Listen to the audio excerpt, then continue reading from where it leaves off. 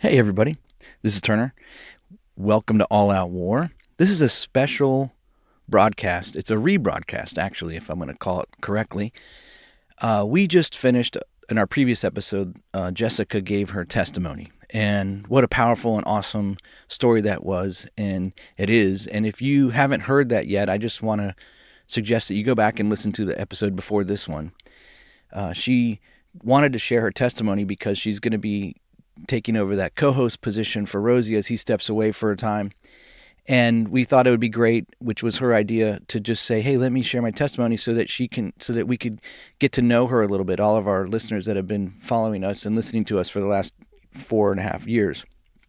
And so after she shared her testimony on Instagram, I was very surprised to receive several messages from people saying, hey, when are you going to share your testimony? And I have given my testimony, and I've given my testimony on what was called the Warcast, which was a private podcast that Rosie and I put together, and you had to pay to subscribe to get access to that. And the whole idea was you pay to get behind this paywall, and we can talk about whatever we want without things getting censored or removed from like YouTube. And it was basically a private URL feed that we would give you for your podcast player, and then you would subscribe to it. And so we had limited space in that. I think only 50 people could join that. So I shared my testimony on the Warcast, the private podcast, which we're no longer doing.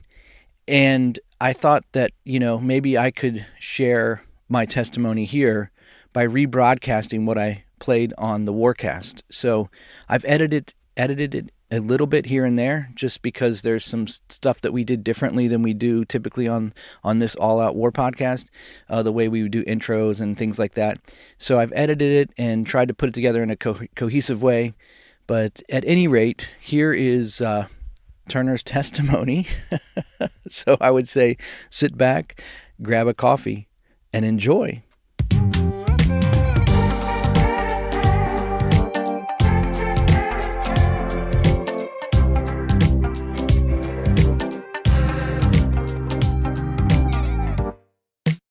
You're listening to the All Out War podcast.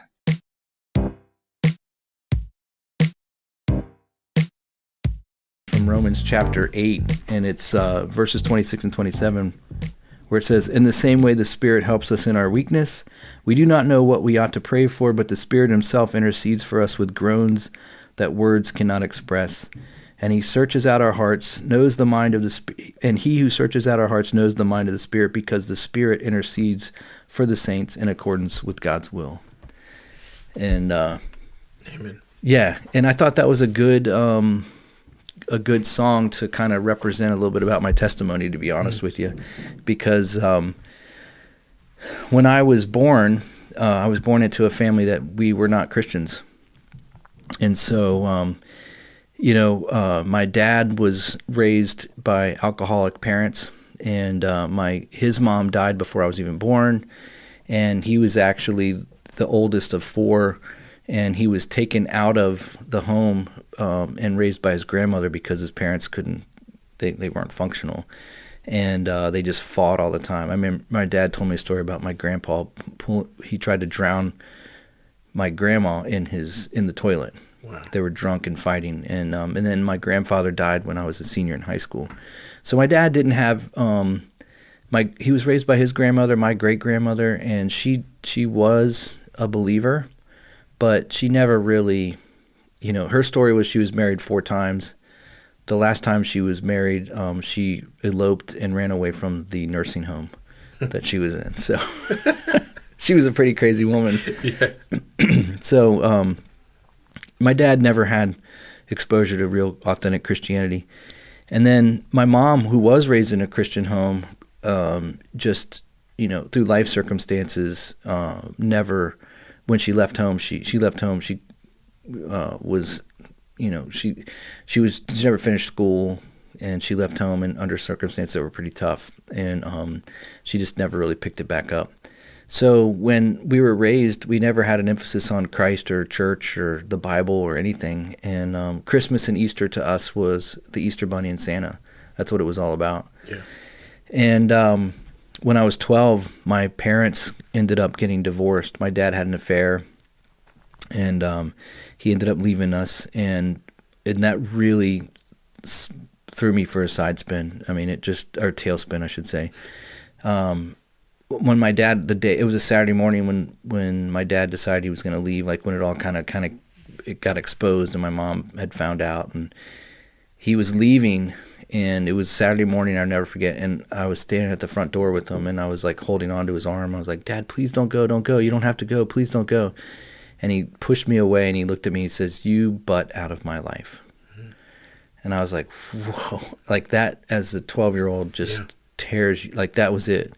And I remember he drove off, and I went and got on my bike, and I rode up.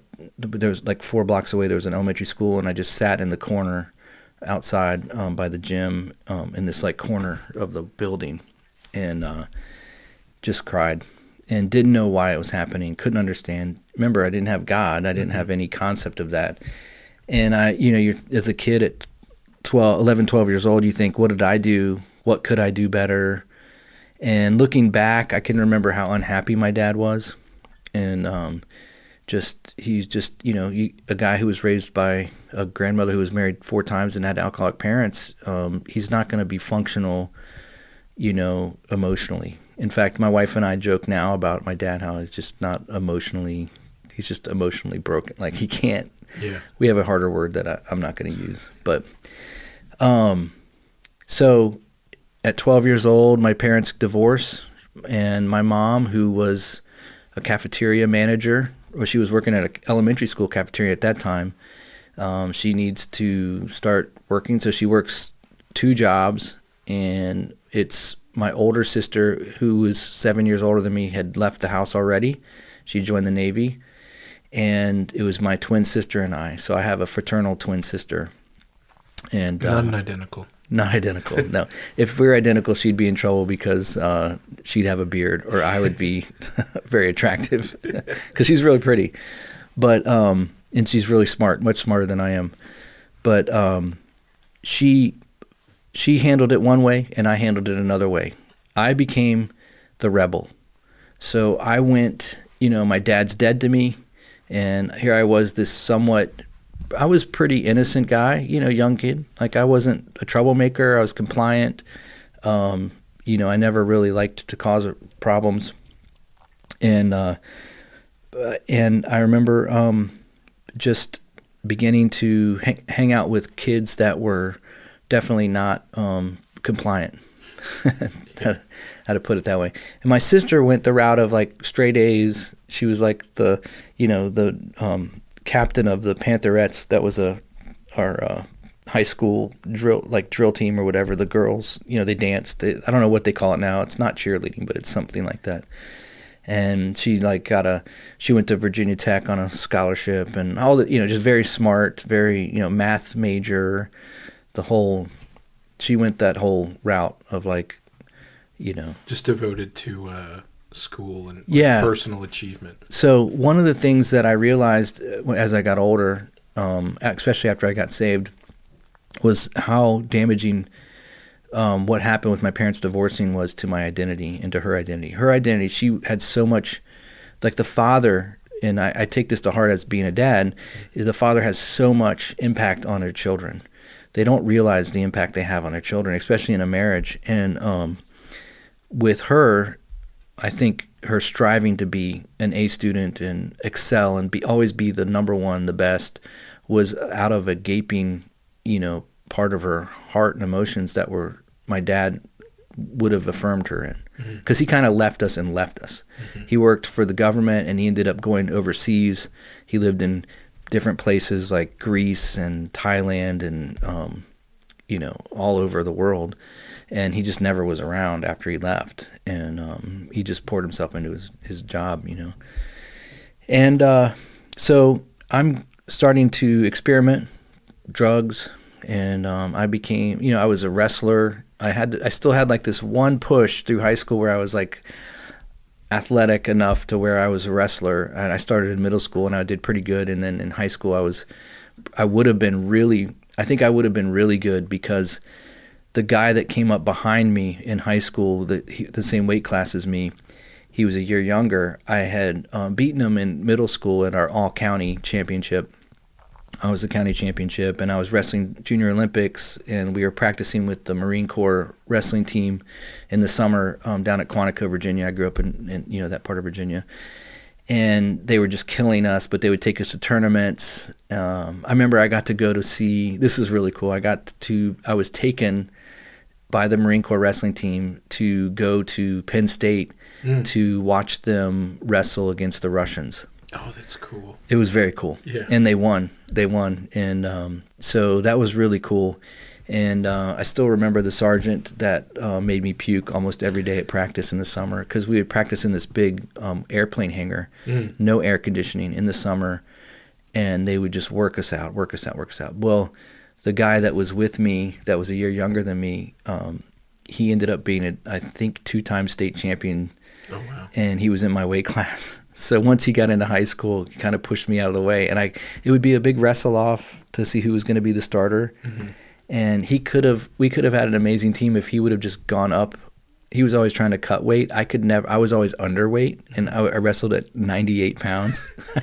That sounds crazy, but I did. I wrestled at 98 pounds. I graduated wrestling. I would have wrestled 98 pounds when I graduated. So wrestling was a big deal to me. I actually did really well, even in high school, at the JV level. But, I was also, at the same time, I started skateboarding.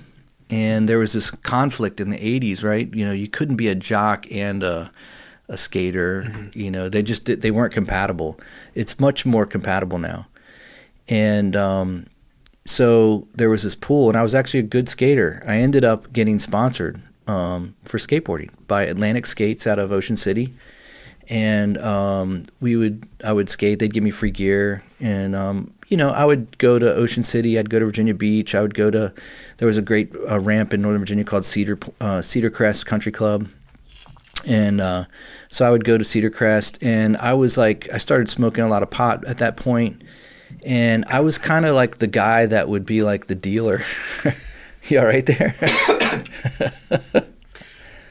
Sorry, you said it like right when I was... Oh, getting ready to cough. Yeah, well, hitting my nicotine vape. I don't do drugs. Yeah. But it was just... Rosie, you're clean. I know that for a fact.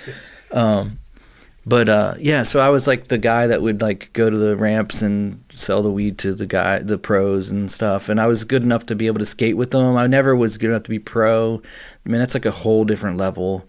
And it was always ramp. I would always skate ramp. I wasn't one of those street skater guys. And I loved to snowboard and surf and all that stuff. So I'd go out snowboarding in Wyoming and places like that. And it was just, I was really becoming, like, I really had no interest in finishing school. If you were a halfway decent looking girl, I was going to, try and get with you. And so basically what happened was through that phase of my life, when I was about 16, 17 years old, there was this girl in my school that she was unreal knockout, like 10 plus, right? And she used to sit next to me, and she literally, like, she was like Miss Potomac, like that was her thing. And they had beauty pageants back there. And like today, they would have beauty pageants. It'd be dudes that look like girls, right? They'd be transvestites and transgenders or whatever you want to, trannies. And this is the private podcast. We can say this stuff, right? Yeah. And but back then it wasn't like that. And so I remember in our world history class, she sat next to me and we became friends and stuff. But she already had a 4-year-old little girl at that point. And I was just like head over heels for this girl, man, head over heels. And she knew it. And so we hooked up, we got together, and I ended up getting her pregnant. And I remember when she called me and told me what was going on, I was like, well, we need to get married.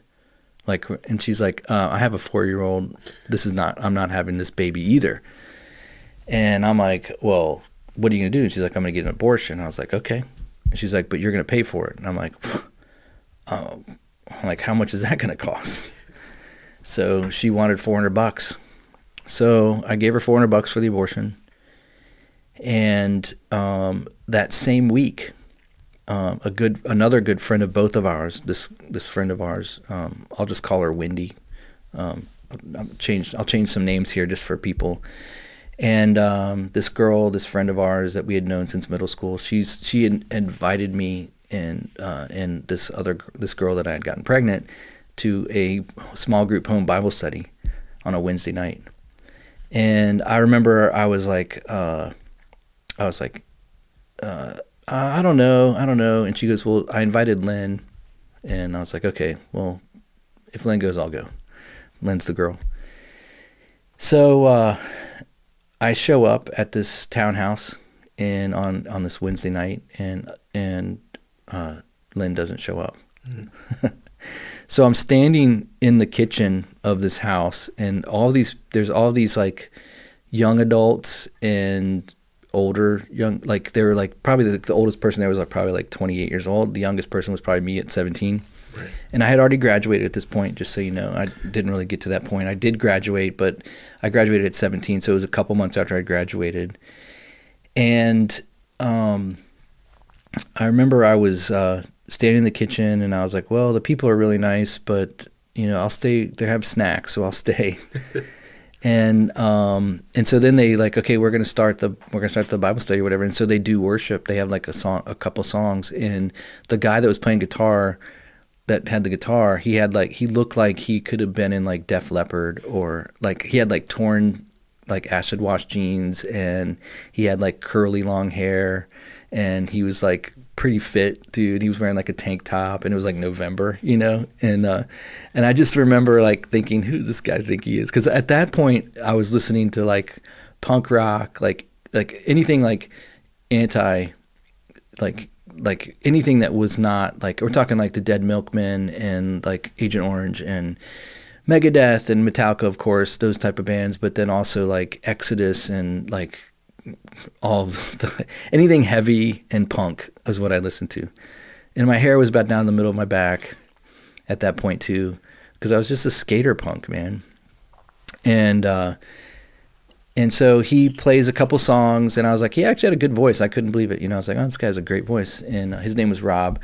And so then he's like, okay, guys, let's open up the Bible. And so they're all opening their Bibles up. I don't have a Bible. I don't know what it is. So they're talking about this guy, David, and how this guy wanted to kill him and all this stuff. And I thought they were talking about a mutual friend of mine and this girl Wendy, that had invited me to the Bible study, a friend of ours named David.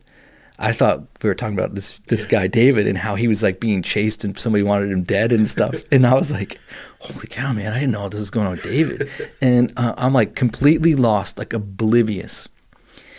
And so I'm just like as green as you can imagine. And so then they get to the end, and they're like, hey, so we're going to take prayer requests. Does anybody have any prayer requests? And I remember I had just found out that, she was pregnant, so my world was a little bit upside down.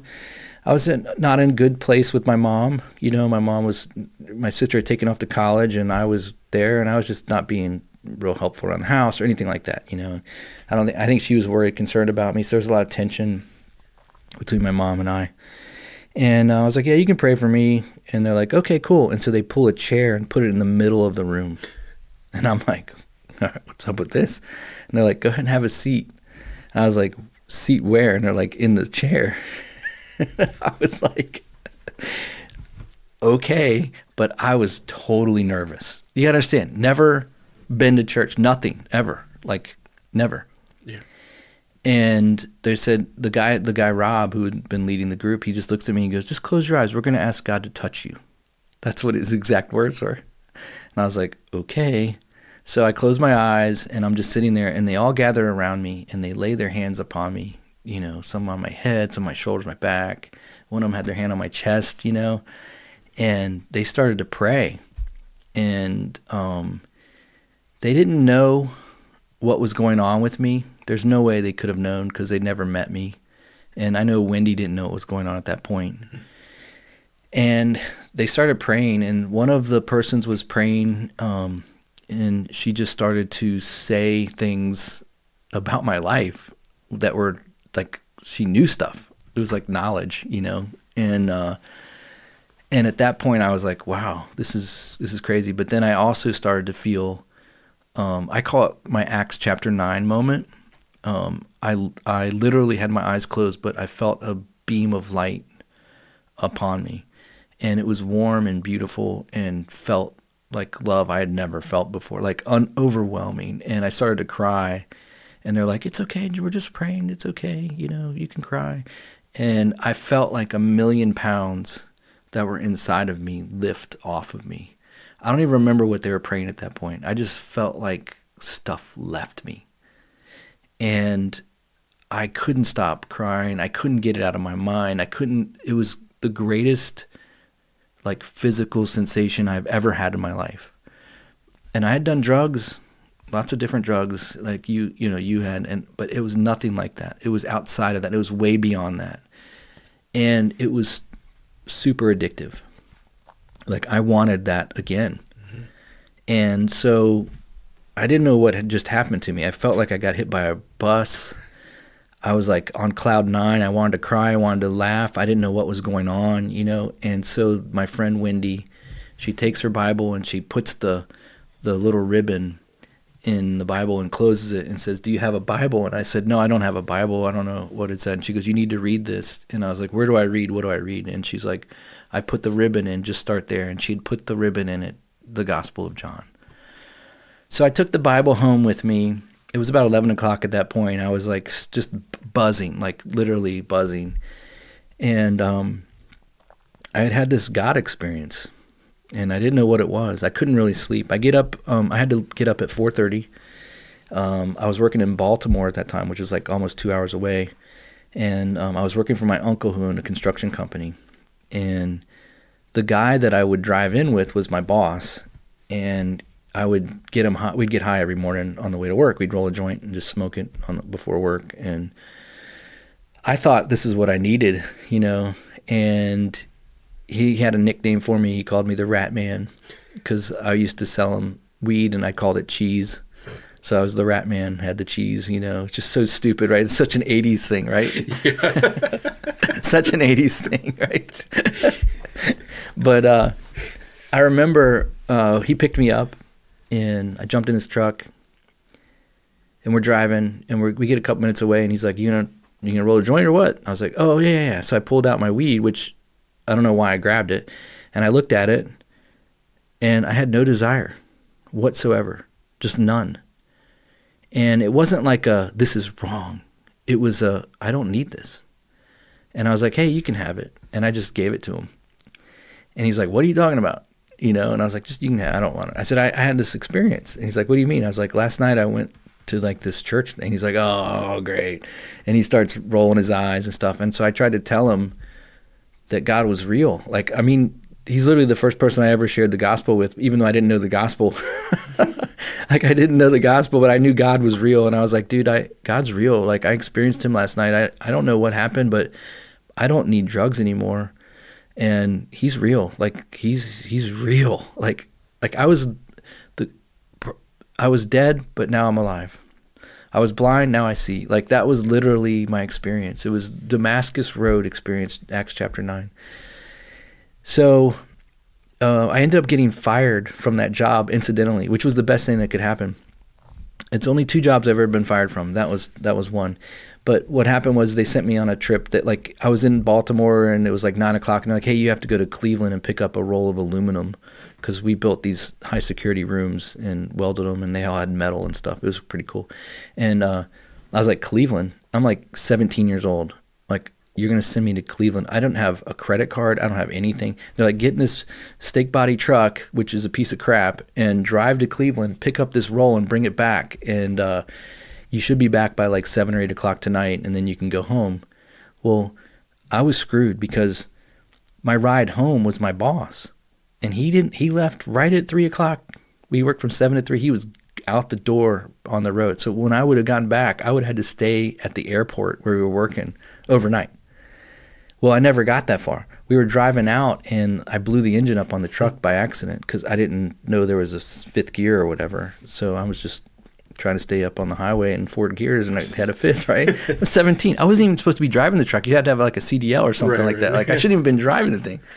And so we ended up in like Youngstown, Ohio, on the side of the road, and so then we had to walk in the snow. It was me and this other guy. We had to walk in the snow, and we stayed the night in a hotel that we walked to, and the company ended up paying for the hotel, and this is what they did. They brought another truck up on a roll-off, exchanged them, and then left. So we had to walk back a couple miles in the snow in the morning, get in that new truck. I wasn't allowed to drive, go to Cleveland, pick up the roll of aluminum, and then come back, which none of it makes sense. Mm-hmm. Like I can't even imagine, like as a project manager now building houses, I don't know how you would even put this plan together and think that it would work. Like, it's just so ridiculous. So we get back, I get fired. My uncle calls me and he's like, hey man, you blew up an engine on a truck. You didn't get the aluminum, people are, and I was telling people about Jesus like crazy, right? And so I get fired. So I don't know what I'm going to do. So Wendy, the girl that gave me the Bible, her dad owned a construction company too. He built houses. And he's like, hey, I need help. I need a laborer. So I ended up getting hired by him. Her older brother, he was like 3 or 4 years older. He was a believer. He was married. He just got married. He decides he's going to disciple me. So I'm reading in the book of John finally after a couple weeks. I remember the Bible, and I had been going to church here and there, like on Sundays and stuff. It was pretty radical. It was a charismatic church that we were at, and it was an experience. Almost every time I had to cry, and I was chasing this experience. And I got into John chapter 3 with Nicodemus. And Nicodemus was speaking to Jesus in John chapter 3, and Jesus is trying to tell this teacher of the law like what it means to truly live for God. And he says, you can't do this. You need to be born again. You need to be born both of the water and of the Spirit. And Nicodemus was confused by that. And Jesus, in like kind of frustration, just looks at him and he just goes, unless you be born again, you will not see the kingdom of heaven. And when I read those words in John 3, I think it was John 3:3, if I'm not mistaken. 33. Oh, no. Oh, no. But I remember the conviction that fell over me. And I'm like, am I born again? Am I born again? So I run to the phone and I call my friend Wendy, who'd given me the Bible. We were starting to become closer friends now. And she basically said, I said, like, Wendy, am I born again? Am I born again? Because I want to go to heaven. I don't know if I'm born again. And this is like a month after being saved, right? Yeah. And she's like, well, I don't know. She goes, but we can pray right now. And so on the phone, we prayed. And that was the moment where I think it was like in my mind solidified. Now, I think I was a new creation, born again on that Wednesday night in November of 1988, where the Holy Spirit fell upon me and things were removed from me. And I think I was born as a new creation because I think I was delivered because I never did drugs again after that. Now, a lot of people are wondering about this girl with the abortion, right? And and she's gonna come function back into my story here a little bit later on. And I hope I, go too long on this, but I went an hour 45. You can go. Okay, all right, cool. I just don't want to bore anybody. But so this girl Lynn was gonna get this abortion. She had the money. And between the time I gave her the money, after I gave her the money, I get saved, and I still didn't really think much about it, to be honest with you. And I know that's hard for some people to understand, but I just didn't. And Wendy's mom was talking to me, and Wendy's, they basically took me in as like a family. Like her dad was my boss. He owned the company, and he was a hard man to work for, but he taught me the value of hard work. He really did. At 17, like I hadn't really worked hard as an individual, and he did. Like I was digging ditches and sweeping up houses and, filling up a truck full of lumber and just doing the hard work. I was a laborer, and the goal was that I would learn how to build houses like myself. So her mom, Wendy's mom, was just a sweet woman. She just loved the Lord. And I remember the office for the company was in their house, and I would have to go to the office all the time in the middle of the day or whatever, and I would hear her playing her piano, just worshiping God. And she ended up giving me my first Bible that I got to keep. And it was a large print NIV, 1984 NIV, large print. I still have the Bible. It's tore up to all get up, but I still have it. And I will keep that until I die. But I remember she came down to the office one day when I was in there doing something, and she's like, "Hey, what's going on, Turner?" And I was like, "Hey, how are you?" And she goes, "Hey, I wanted to invite you to come to this prayer meeting or whatever, you know." And she would always try to get me involved. And then she's like, "How are you doing?" And I was like, "Well, I'm doing okay." I was like, I'm kind of sad. Lynn and I aren't working out, and I said, "But I love that I'm now born again." And I said, "But she was gonna get the abortion, so it's gonna be okay." And she's like, "What?" I was like, so this is how innocent I was. I mean, literally just ignorant. I wasn't innocent. I was ignorant. And she's like, "Turner, that's murder." And I was like, "What do you mean?" She goes, that baby is alive. That's a baby that God chose to have." And she was very gracious, but very firm on that.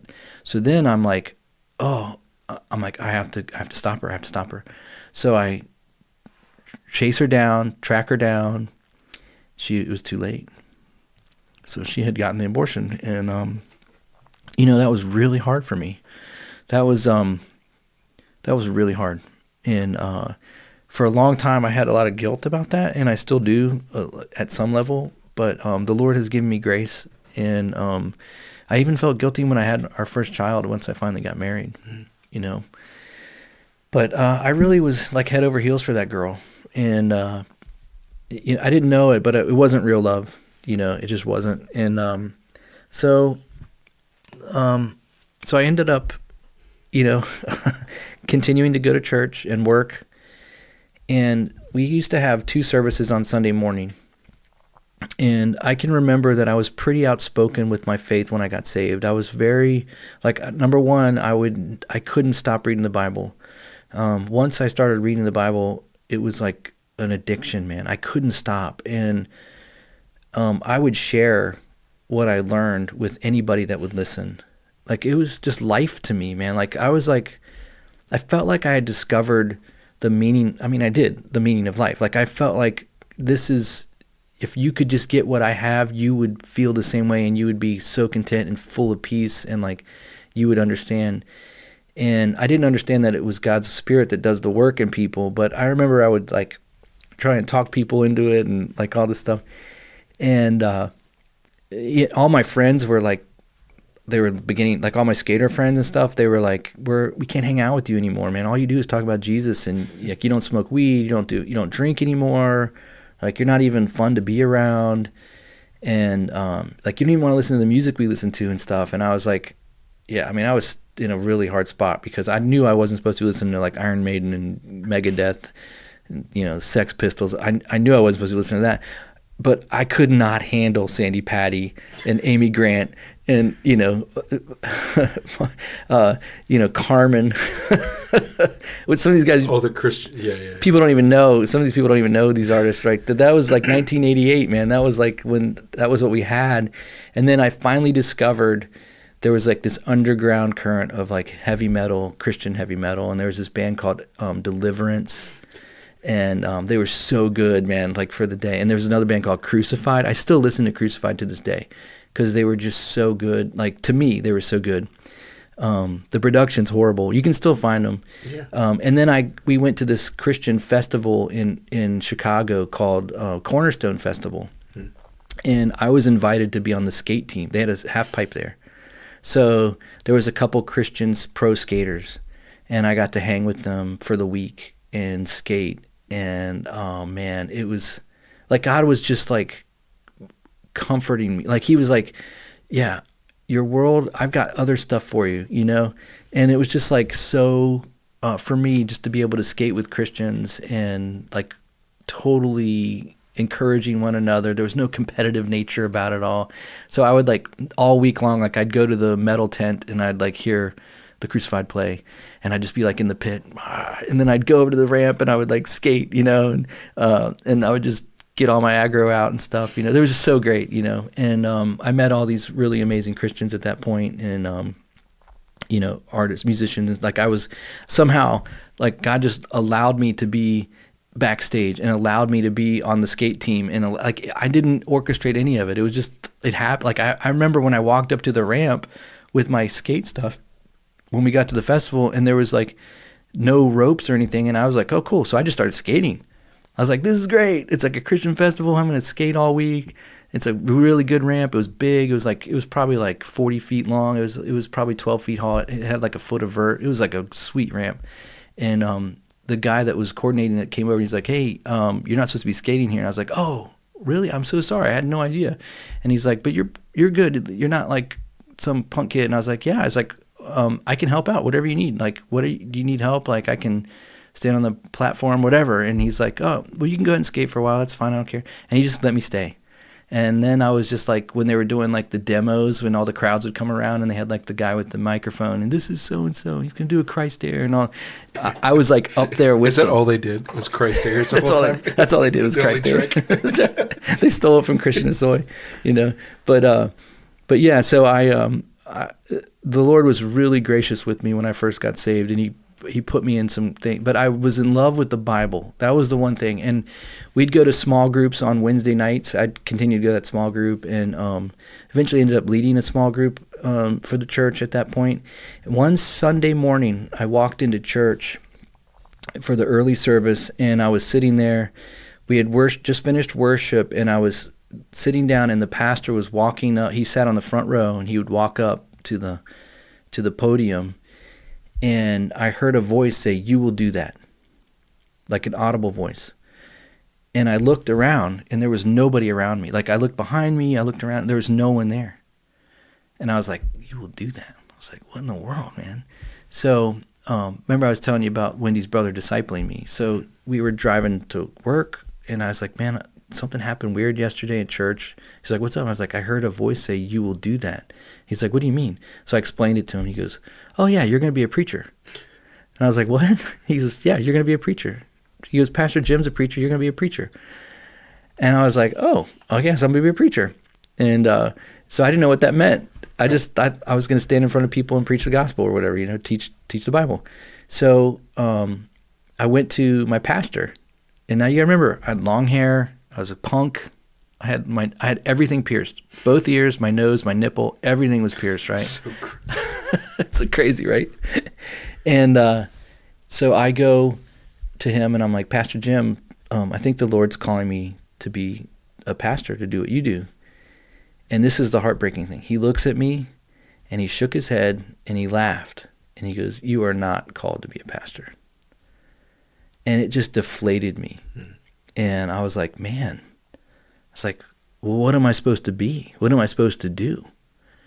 And I can remember just feeling like so defeated. And so I remember I wrestled with that for a while, and I don't know why he said it. I don't know what led him to say that to this day. And I'll never be able to ask him. He's died. Unfortunately, he's with the Lord. Well, fortunately for him, he's with the Lord. But he died, and I ended up leaving that church for a couple of different reasons. They were very charismatic, as I mentioned before, and right around that time in the 90s, early 90s, something called the Toronto Blessing had come about. I don't know if you've ever heard of that. Mm-hmm. And what was happening is there was a series of vineyard churches. We were a vineyard church. There was a series of vineyard Christian fellowship churches in Toronto area that were experiencing what they were calling an outpouring of the Holy Spirit, and holy laughter and falling out and all of these really, really abnormal, not scriptural events were happening. And so our church in Virginia sent two of our elders up to Toronto to spend a week up there and to bring back the Toronto blessing. Mm-hmm. And this is a funny story, so you're going to laugh. My wife loves this story. So I remember I was always there for worship. I loved worship. I loved music. And I was standing in worship, my eyes closed, my hands were raised.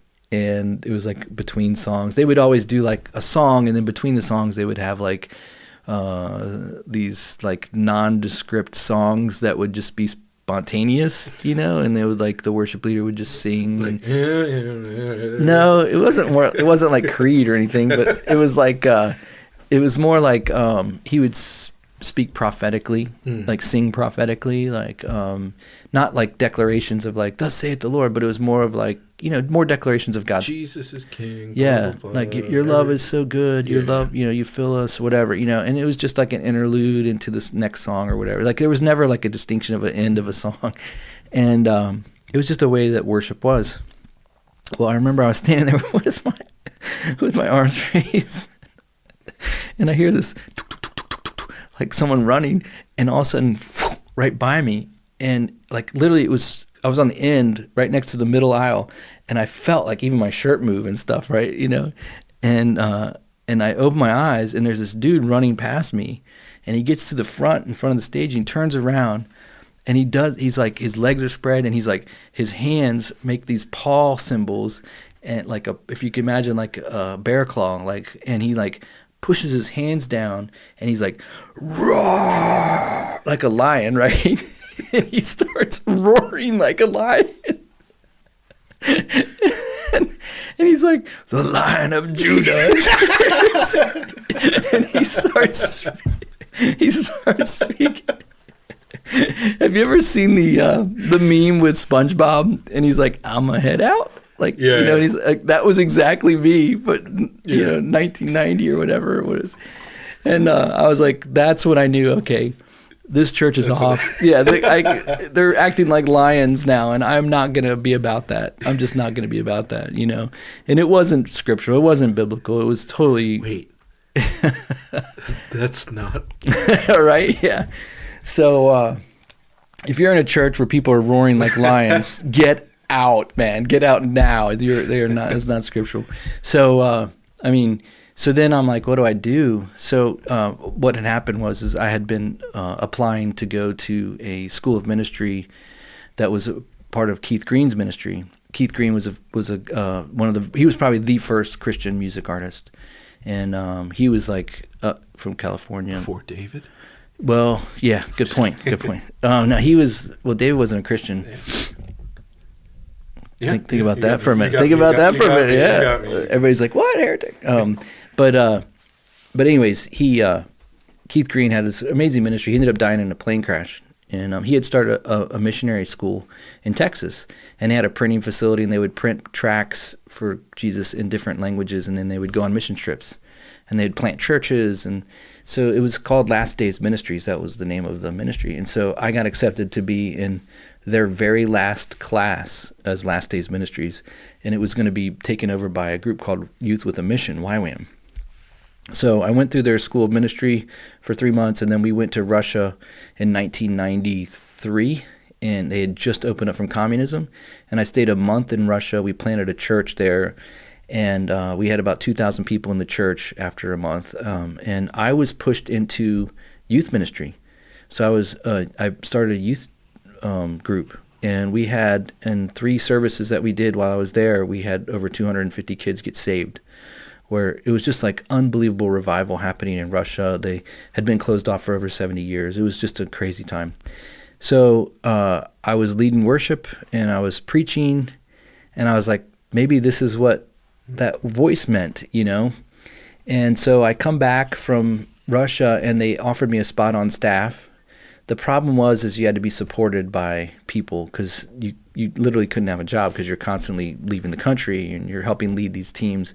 I really wanted to do it, but I prayed about it, and the Lord just did not put that in me.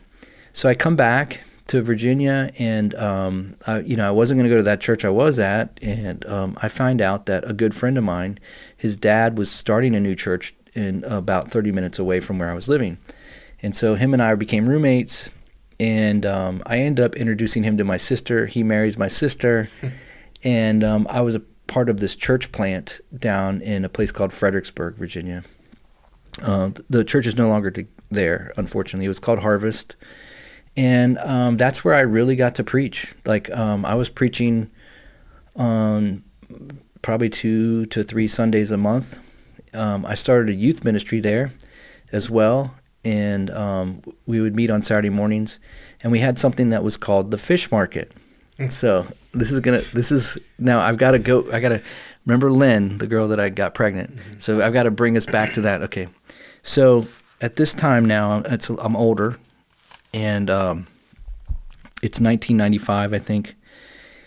And this new church that we're in, it was like all 20-somethings, young couples, but no single people. I was literally like the only single person there, single, unmarried person. And there was like no chance I was going to find a wife or anything. And so we had started this thing called the Fish Market. And the Fish Market was every other Friday night. we would invite, after the football games, we'd invite all the kids to come and hang out at our church, and we would do concerts. And I would have bands come in, and then we would have the band play, and then I would preach the gospel, and then we would give them pizza, and it would be like $10, all you can eat pizza. And we had a coffee bar there as well. This is before coffee was like really becoming a big thing. And it was so packed that our church got the fire marshal called, and they were like, you can't keep doing this. There's too many kids. But we were taking kids. We were getting all these complaints because the kids were going to Taco Bell and McDonald's parking lot, and they were staying there at all hours of the night. So we were getting them to come to our place. I ended up sharing the gospel. I know one kid named Ben who got saved. I discipled him. But I think about 12 kids total came to the Lord in about a year. And one of these, so I'm single, and I'm like longing to be married. I'm so lonely, just feeling like, man, did I screw up when I got that girl pregnant? Is God punishing me? Like there's all these things that going through your head, and I was just trying to keep working and keep doing the ministry. And I think some of it might have been even an attack. The enemy didn't want me to do what I was doing, so he was trying to discourage me.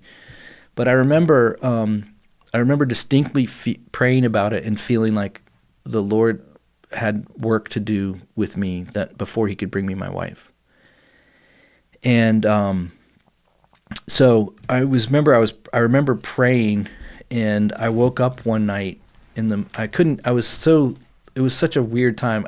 By the way, too, I should mention I started dating this girl for like 3 years. We were very pure. We never anything, but she ended up breaking up with me. Side note, I ended up going to Australia for a job. That's why she broke up with me, because I got this opportunity to go to Australia. She thought I was going to marry her, and then I was like, the night before I left, I was like, hey, let's get married. And she's like, you're out of your mind. You're so ridiculous. So she ended up doing the smart thing and breaking up with me. And so that was on top of that. So I was like, man, I did everything right. I did everything the opposite I did with this girl, Lynn. Why, and you think God owes you something or whatever. So I remember I was real distraught, lonely, like, there's only so much skateboarding you can do, and there's only so much guitar you can play, before you just, like, it's not enough, right? It's like, I need a person. And I remember I was sleeping on the couch. I couldn't even sleep in my room because we had this fish tank. I was with a bunch of single dudes in this house, and we were renting this house on a farm, and we had a fish tank, and we had like these exotic fish. Don't ask me why. I don't know why. We just had exotic fish. I'd sit in the beanbag, and I would just watch them, So I was laying on the couch, and I was just like, I woke up, and it was a peaceful place for me to sleep. And I remember I heard the voice again of the Lord, and he said, Isaiah 62. And it was like clear as day, Isaiah 62. And I was like, oh man. So I grabbed my Bible, I opened it up to Isaiah 62, and I literally didn't even have to look. I just opened my eyes and looked at it, and this is what I read.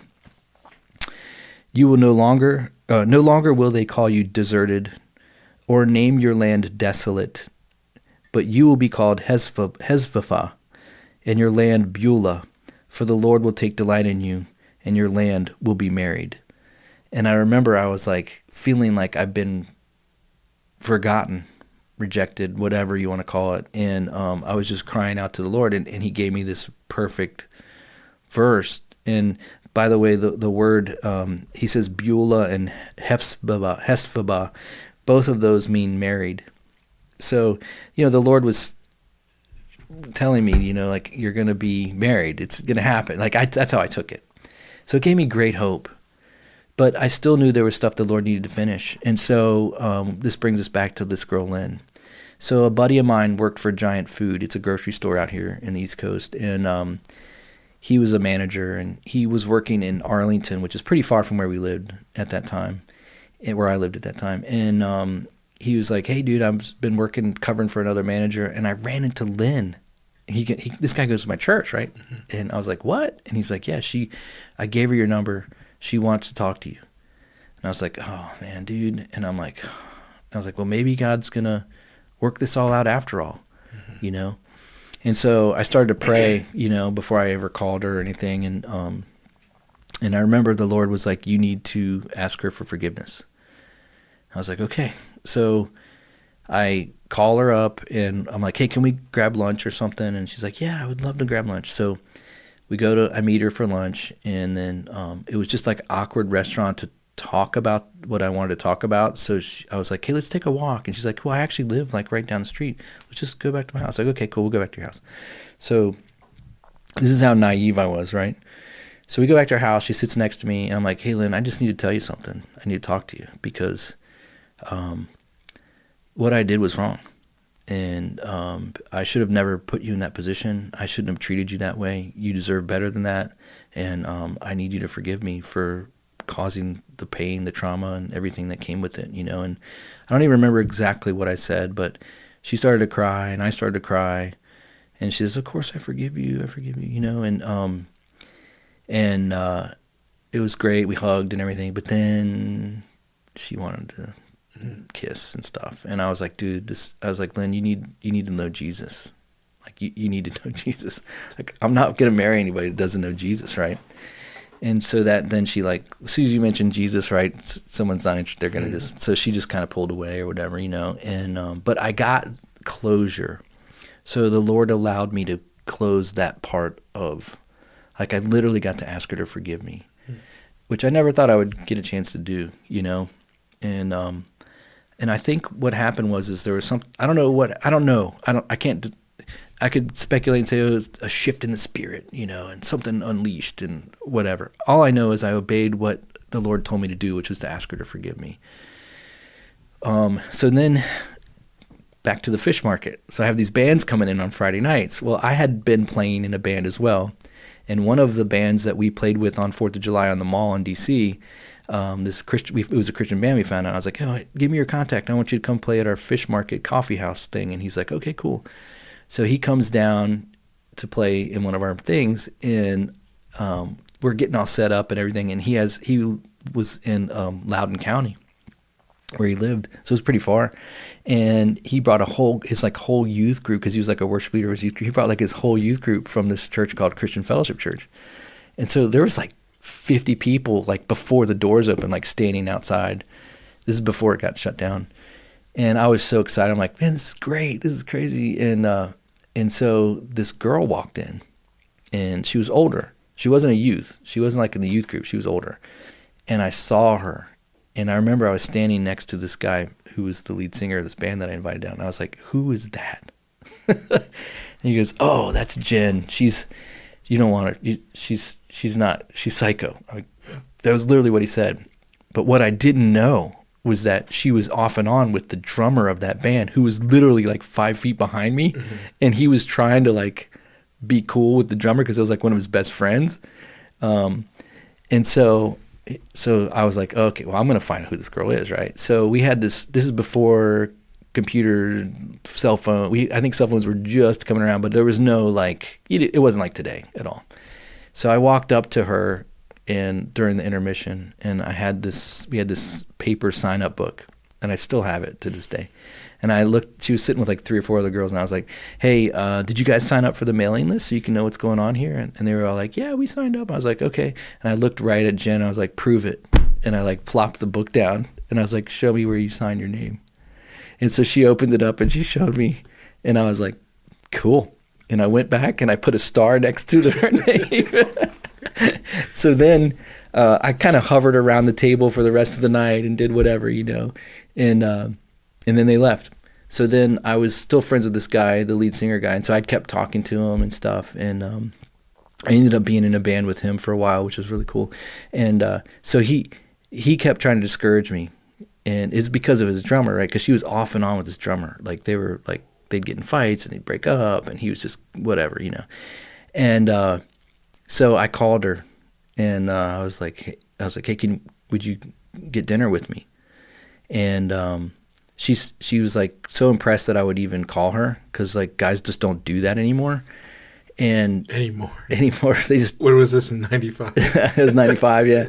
Still don't. So what I found out eventually was that she was trying to get out of the date the whole week. She was like, I got to get out of this date. But man, I was like, this girl had me at, like, the minute I saw her. Like, literally, I was like fighting the thoughts of, like, this is gonna be my wife, I'm gonna have kids. Like, I had to like push those thoughts away, right?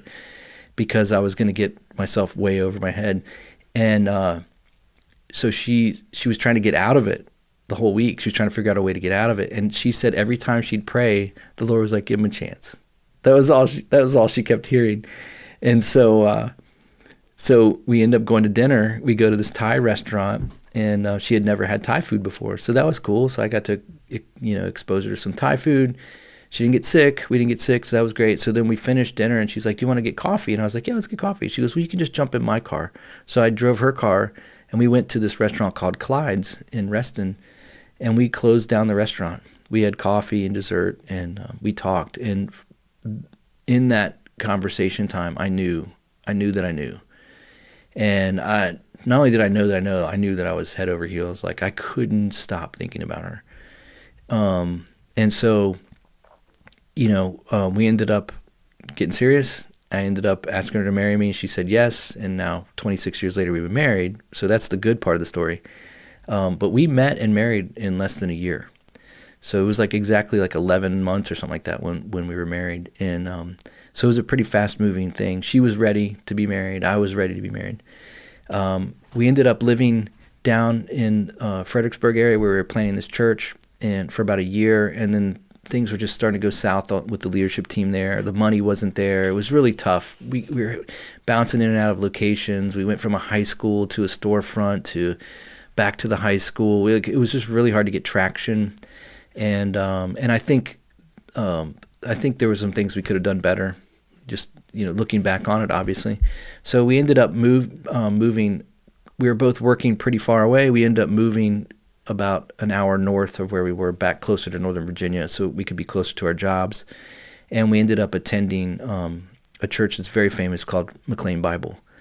And we were at McLean Bible because my wife's grandmother was actually a founding member of McLean Bible. And it used to meet in the basement of her house. David Platt is now the pastor of McLean Bible. But at that time, it was a man by the name of Lon Solomon, who's an amazing, amazing pastor.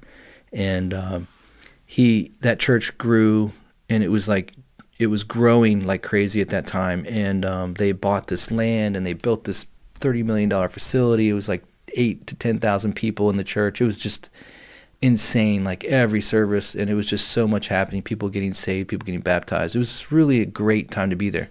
We were there for about 5 years, and I remember one Sunday morning, we walked in, and I wasn't really doing much in terms of that. I was kind of working my job. My wife and I we had bought a house at this point. We were pregnant. We had actually had Maggie, our oldest, at that point. And I remember us standing in the back, and right after worship, when the pastor was coming back out off the front row, I heard, "How long will you warm a pew?" And they used to give all of these, in a big church like that, every time there's a worship service, they have announcements, and they're always like, "We need volunteers for this, we need volunteers for that." Well, at that time, also, I don't know if I'd mentioned, but I had been playing bass in a band touring. We had been touring, and it was a gig. It was a good deal. We were playing over 100 shows a year. We opened up for bands like the Verve Pipe, the Verve. We opened up for Leonard Skinner, Jefferson Airplane, Carbon Leaf. So we had played a bunch of decent. We were playing a lot, and we had a record deal on the table with DreamWorks that we were contemplating. So I was a good, accomplished bass player. And I remember they were like, "We need worship people." And they had this thing called Frontline, which was their young adults thing. And it was they had 2 services on Sunday nights for it. And it was thousands of people. And it was just incredible, right? A lot of momentum, really cool experience. But I applied to be a bass player. I mean, the worship music is 3 chords. And I was playing Celtic rock music, right? I'm playing bass lines that would keep up with a bagpipe, right? With melody of a bagpipe. They weren't simple stuff. And they never called me back. They would never call me. And so then I was like, oh, maybe I'll lead a small group. We had a small group at our house of some friends of ours that I was just leading. And I was like, hey, maybe I want to get the small group underneath their leadership, and be a part of their small groups. And I call them, and they're like, oh, you have co-ed. I'm like, well, but my wife and I are married. It's not like we're not, and they're like, oh, you can only do uh, you can only do you there? Okay, cool. Sorry, I had to push a button there. You can only do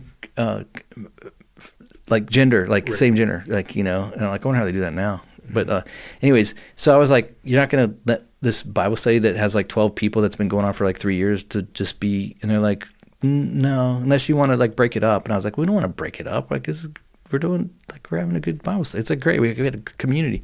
So then I was kind of put off. I'm like, they beg for people to play on the worship. They won't even call me back. They won't let my small group on. I was frustrated. I was like, we're not supposed to be here, hon. Let's go to a church where they're going to use us. So we ended up going to a church that we had heard about. I was doing all this research on the internet trying to find a good church, and so I found this church in Leesburg, Virginia, and I was like, it was fairly new. It had been around for a couple years, and I was like, let's go check this church out. And so we go. They were meeting in an old. It was a storefront, and it was called Cornerstone Chapel, and there was probably about 700 people in the church. So it wasn't like the mega church, but it wasn't some tiny little thing, at that time. And this is like 2003. And we end up going there. And so like the second week I'm there, I go up to the worship pastor and I was like, hey, I play bass. Do you ever need help? He goes, oh my gosh, we need a bass player so bad. Can you come Thursday to rehearsal? And I was like, sure. So I sit in at rehearsal and he's like, you're playing Sunday, okay? He goes, be here at 7. I was like, okay. And so, like I said, worship music's not complicated, especially for a bass player. Yeah. So I ended up playing bass like every Sunday or every other Sunday. It was great. I found like a little bit of purpose. And then one day they came up to me and they approached me and they said, hey, we have been praying and people have been talking about you. Your name came up a couple times. We need a middle school youth pastor. Would you be willing to accept that role? And I didn't know what that meant. But at the same time when that happened, my wife and I had been praying about maybe going to Bible college and getting a degree so that I could become a pastor because I knew I was called. Like I was never satisfied with the jobs I was doing. I had my own business at that point. And so I prayed about it and I felt like I was supposed to do it. So I sold my business and I went to go work at the church, and they ordained me in 2005, and I stayed as a pastor at Cornerstone until 2017. So what is that, 15 years, 12 years, whatever that is. Yeah. So so I was a pastor there, and in that time, I was a middle school pastor. We didn't have a middle school group, so we started a middle school group. I was a middle school pastor for, I think, 7 or 8 years. And then I was kind of feeling done with that, like and there's only so many middle school, but I was like, people were getting saved, kids were getting saved. I was teaching the Bible. I was really loving it. And then I was like, hey, I think we should start a young adult group here, college group. And the pastor thought about it for a while, and he's like, oh, yeah, okay, we can maybe do that. I think he had other people in mind, but so we launched that. I did that for 9 years, and it was great. Like it grew from like 20 to like 250 young adults in a matter of like a year and a half, 2 years maybe. In the meantime, the church was exploding. We ended up having it was the same thing that was going on with McLean when we started going there. Like we were too many services. We were having like 5, we had a Wednesday night service, a Saturday night service. We had 3 Sunday services. It was crazy, right? And then I had my Monday night young adults and camps and retreats and men's retreats, and just like, it was just like you're nonstop. Like a church like that just has so much going on. And we grew to the point of about 8,000 people. We had about 14 pastors on staff, and I was one of the only pastors that was permitted to teach for the main pastor when he was not there. And so that was really a fulfillment of God when he spoke to me way back in 1989 of, you will do this. And that those words echoed in my mind a lot, So I owe a lot of gratitude for Cornerstone giving me an opportunity and being such a solid church of teaching the Bible. They were part of the Calvary Chapel movement, and so I still feel like there's a lot of good things about the Calvary Chapel churches, although there's been some splits and some things that have happened ever since Chuck Smith died. He was the founder of Calvary Chapel. And so anyways, I taught the Bible until, with them, and did ministry with them. And, that's where I met you, Rosie, through the young adults group. And you can correct me if I'm wrong. There was a lot of energy. There was a lot of cool things happening. What's that?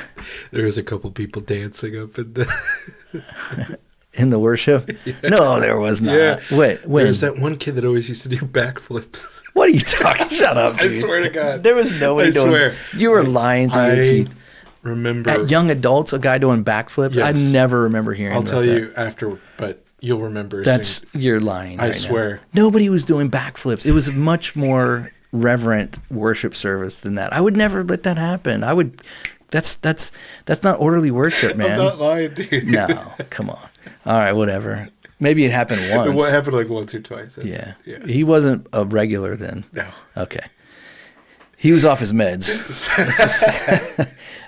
Sorry, it was a joke. Oh, was it joke? See, I told you. No. This was a joke. I didn't mean to derail it that much. Okay. It was just no roaring. No roaring. Right. Only the Holy Spirit. But anyway, so through this time period, I was trying to discern. I had a couple. So like I always try and heed the leading of God's Holy Spirit. And one of the ways that God's in the past of my life has spoken to me was through sending someone into my life who would say, "Hey, man, I had a dream," or "Hey, I really feel like I need to tell you this. I don't know why, but boom." And I had like in the course of like a year, like 3 different people tell me that they saw me in a dream or whatever of being a pastor of a church, starting a church. So I was starting to pray about that, and I was talking to a couple of people about it, and one of the pastors on staff with us at that time had been a lead pastor of a church in Idaho, and he was a cool guy. I really liked this guy a lot, and in fact, if you've ever read the book This Present Darkness or Piercing the Darkness by Frank Peretti was in his church. Yeah. And so I asked him, I was like, "Hey, what were the things that God was showing you when you were like trying to discern whether or not you were supposed to start a church?" Because he actually worked on staff at Calvary Chapel, Costa Mesa with Chuck Smith. Like he got saved through that ministry. He was an older guy. And so we talked about it, and he prayed with me. And then like he went out of my office and went right to the lead pastor's office and said, "Turner's going to leave and go plant a church," which was not the case. That was not what was happening. So that put me on the radar with my pastor in a way that you don't want to be. And so he came to me, and he was like, "Hey, so where are you going? What are you doing?" And I'm like, I don't know what you're talking about. I haven't, like my wife and I haven't settled this out yet, but I'm trying to discern if this is even what God's doing. And he just didn't believe me. And he's like, "Where would you go?" And I was like, I don't know. I'd go to Berryville. I just named a town, which was, 20 miles away or whatever. He goes, "It's too close. You can't go there."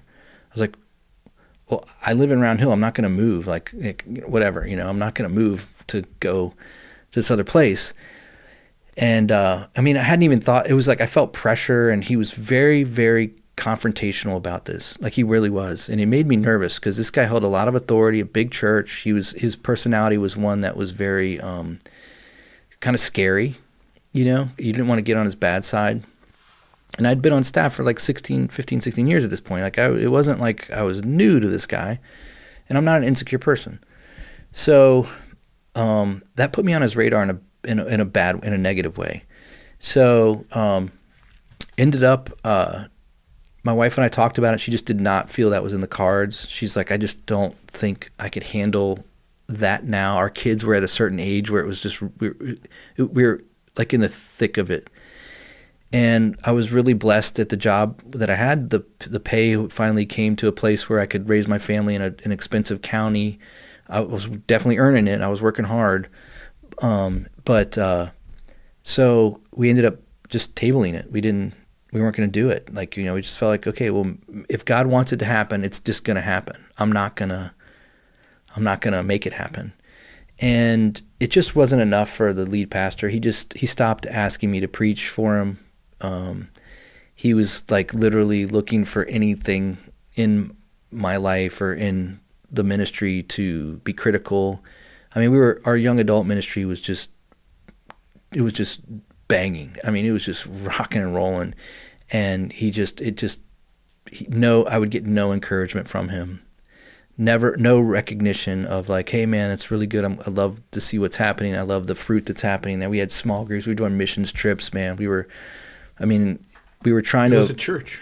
Well, I was trying to avoid becoming a church within a church, but when you get community in a big church like that, people they're gonna gravitate towards smaller groups where they feel like-minded. They just are, And but anyways, I ended up actually getting fired from that church, and it came down to a situation which is really unfortunate.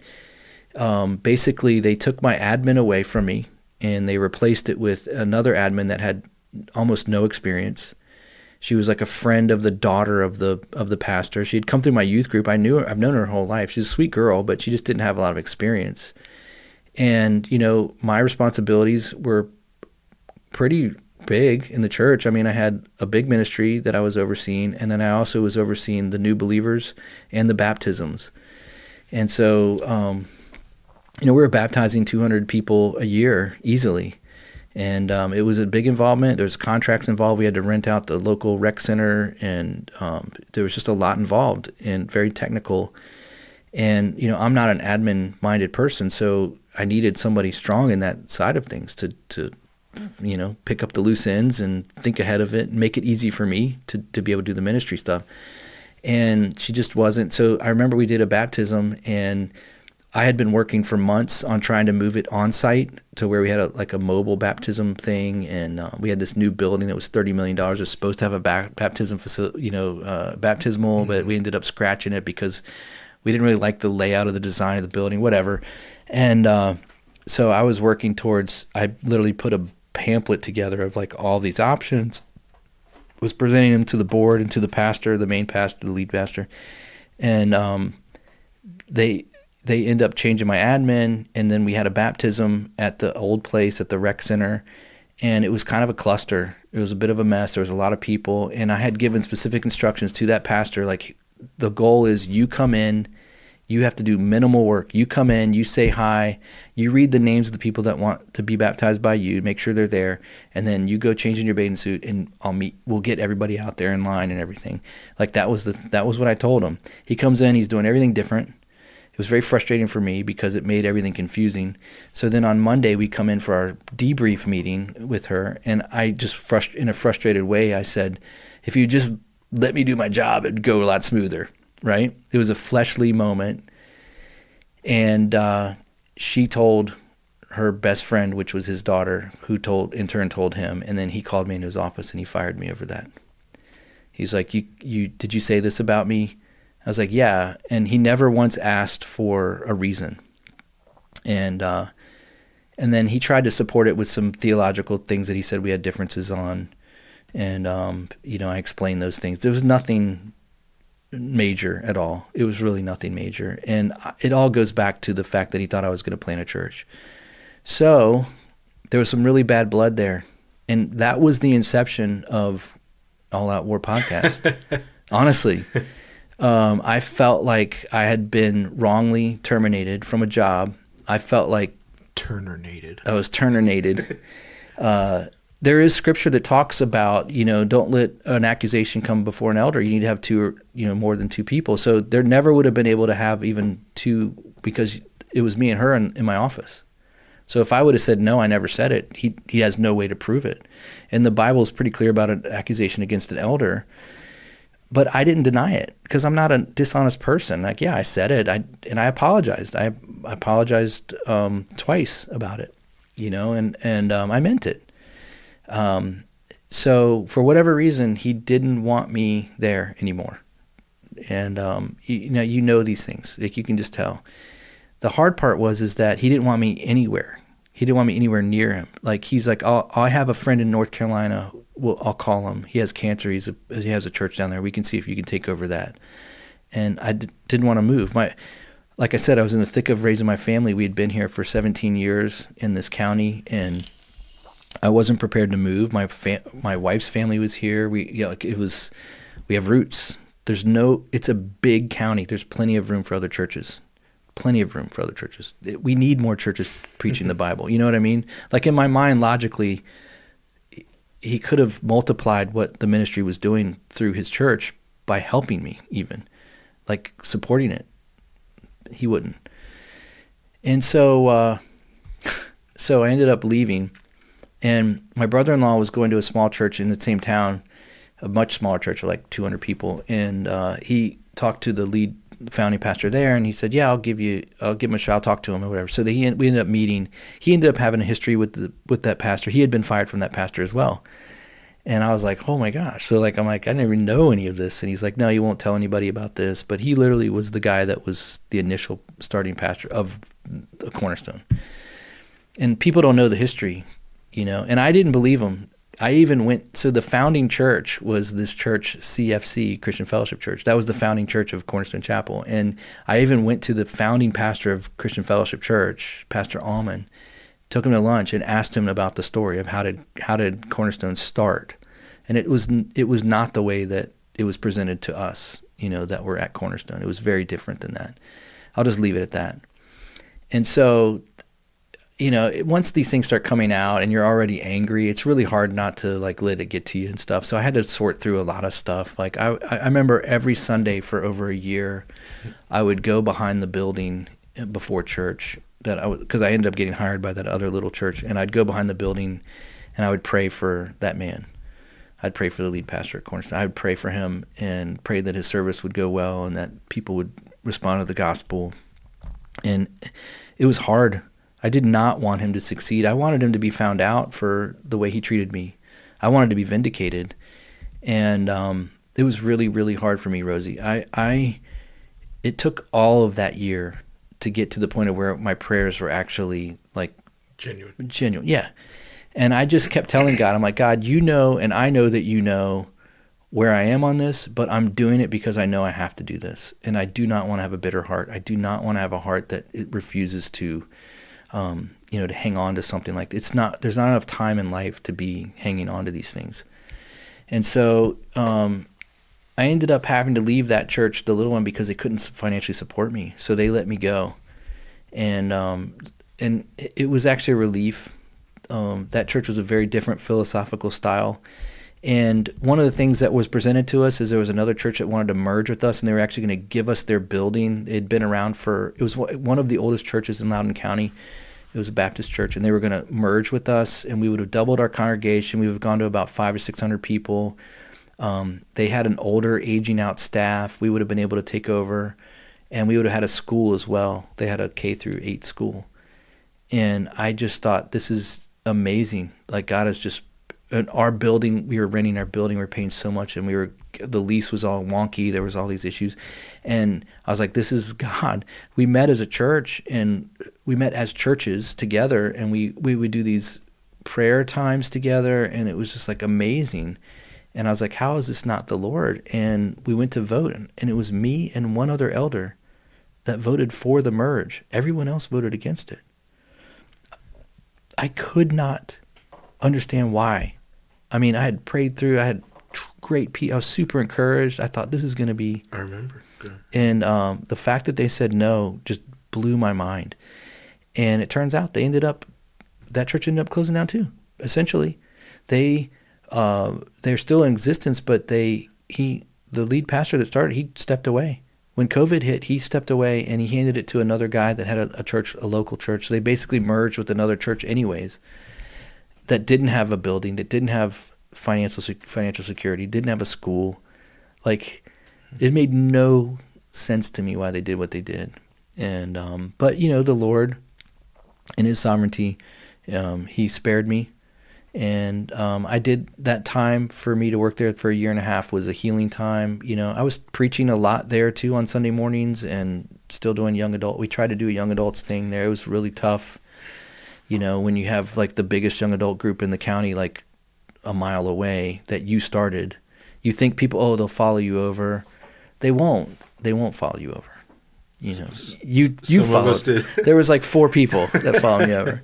The problem is that, the building, a lot of stuff happens at the building and stuff like that. That matters, the coffee shops and good sound system. And it's very nice to have all that. anyways, so that birth, the fact that that I was let go, I was frustrated. And I remember you would come over and watch The Walking Dead on Sunday nights with me right after I got fired from Cornerstone. And you were hanging out. And I wasn't really, I don't know, maybe you can speak to this. I don't think I was venting a lot on it. But we had our buddy Cody, who was on the podcast as well at the beginning. Mm-hmm. And I can remember one night you and Cody and I were recording. And we record on Sunday nights just like we are right now. And I remember I kind of went off. And it was like a rant for like an hour. And I was just kind of venting out. And it was all good. Like, it wasn't like, it was true. Everything I was saying was true. I mean, this was like... It wasn't slander. Right after. Yeah, it was pretty close after. I was pretty fresh. The wounds were fresh. Yeah. And I remember... we recorded it, and everybody was kind of like looking at each other. And I'm like, I mean, at that point, nobody listened to us anyways, right? So, but it would have eventually made it back to them at the leadership at Cornerstone, probably. But I remember I went to go on the computer and save it, and I accidentally erased it, like literally deleted it. Mm-hmm. And I don't even know how I did it. And I was like, oh my gosh. And you guys were like, what? And I was like, I just deleted everything we recorded. And that was God. Mm-hmm. That was the Lord looking out for me. He like, you're fleshing out here, boy. I need to step in. So, but then the podcast became a really great. Not only was it I look forward to it every episode that we've done. I've never not wanted to do it ever. Like, I still get a little bit of butterflies in my stomach every Sunday. I do. I get like little butterflies, and I just get excited about it. And it's become a ministry of its own that I never expected. And if some of you guys are wondering what happened with my work, because I'm no longer like employed as a church at a pastor, I'm still ordained. I still can marry them and bury them, as they like to say. But I also am serving as a chaplain for 2 different companies. And I for the last 3 years, I was working as a project manager building high-end custom homes for a company that is an amazing company. And then they started a whole nother company, and they gave me an opportunity to help run that company as a sort of a subsidiary of them. And so for the last, I guess about a year, I've been doing that. And God has just blessed it so much, and the freedom of being able to speak here on the podcast level of the things I really want to talk about is a different type of ministry. And I think it's, for me, honestly, for me, it's probably more fitting. I love preaching. I just preached 2 weeks ago, at a young adult group at another local church, and I love it. Like, I'll never not love that. And I know that God has gifted me in that area. But I think the season of it is over for the way that I had perceived it. Mm-hmm. And I think even the way I view church now, you and I were just talking about it, like before we hit record, I was like, maybe we need to start a church for like people that are awake, because you're awake, you go to church and you hear a sermon, and it's just not hitting where it needs to hit, and it's not because you have some secret knowledge that's better or anything like that, but there's just a different level of spiritual awakenness. I don't know. You're aware. Mm-hmm. You're perceptive on a level that is a little bit more. It's a little bit deeper. And for me, some of those things were like the Nephilim. Yeah. We start looking into some of the things like the end last days and the way that those are going to play out, and it really does feel like I'm engaging the culture more with the truth, the way we do it now. So, anyways, that's my kind of story from birth to now. I've never had resolution with that pastor. The Lord gave me resolution with Lynn. So I don't know, maybe the Lord one day will, and maybe it'll be the type of thing where I'll get a call and they'll be like, hey, I just need to say I'm sorry to you. That would be cool, because that's never really happened. Yeah. But I don't hold my breath for anything like that, and it's not necessary. I don't hold anything against them. These are brothers in the Lord, sisters in the Lord, and I want nothing but the best for them. Honestly, I'm not just saying that. I do want nothing but the best for them. But, people hurt people and do things, and, and I don't want to pretend like I know what's going on in that guy's life. Like, there's weight of trying to lead a big church like that I probably couldn't even imagine. And so I'm not going to pretend like he's like living on Easy Street or something like that, and he just had a bone to pick because he didn't like the way I parted my hair or something. It was probably much more than that, and I'll never know really what it was, but I don't want to make light of it. Was it hurt? Was I hurt? Yeah. Am I still hurt? Yeah. It still hurts a lot to serve a church for that long so faithfully and have so much fruit, and then just be cast aside on a whim like that, without even having a second chance, like saying, well, why would you say that to me, about me? Like, just very, very hard. So anyways, I don't know. Is there anything you want to interject or anything that probed a question for you, or? No. Should I come up with one? No, I don't know. I mean, I had questions for you on yours. There was things you were talking about. I think you laid it out a lot better than I did. Oh, thanks. You're a much better public speaker than I am. Oh, well, it's my life. I mean, It's easy to remember, I guess. Yeah. But, anyways. Yeah, nothing relevant for the podcast. Yeah.